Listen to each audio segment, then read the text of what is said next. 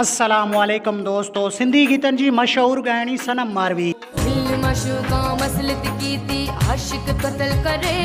गुलकारा सनम मारवी केर ऐं किथां जी आहे। सनम मारवी के सिंध में एतरी शोहरत छो ऐं कीअं मिली। तफ़सीली ॻाल्हि ॿोल शुरू करण खां पहिरियां जेकॾहिं तव्हां असांजे यूट्यूब चैनल ते नवां आया आहियो त महिरबानी करे असांजे यूट्यूब चैनल खे सब्सक्राइब करे घंटी जे बटन ते क्लिक करे ऐं नोटिफिकेशन ऑल करे छॾींदा।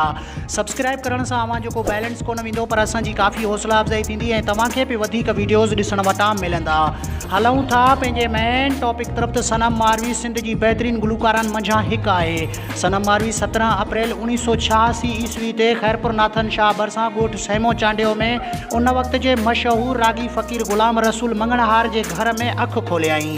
सनम मारवी आबदा परवीन जे राग खां मुतासिर थी गुलकारी शुरू कयाईं। सनम मारवी 7 सालनि जी उमिरि में ई फ़नकारी शुरू कयाईं। सनम मारवी राग ऐं बहितरीन मौसीक़ी जी सिख्या पंहिंजे वालिद खां वरिताईं ऐं बाद में कुझु सुर आबदा परवीन खां बि सिखियाईं।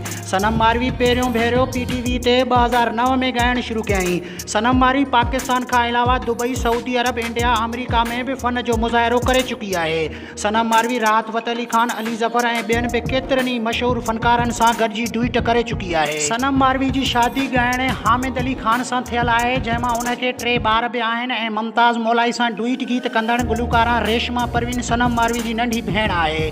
अगरि वीडियो पसंदि अचे त असांजे यूट्यूब चैनल खे सब्सक्राइब करे घंटी जे बटन ते क्लिक करे ऐं नोटिफिकेशन ऑल करे छॾींदा। मिलंदासीं नई वीडियो में, तेसिताईं अल्लाह हाफ़िज़।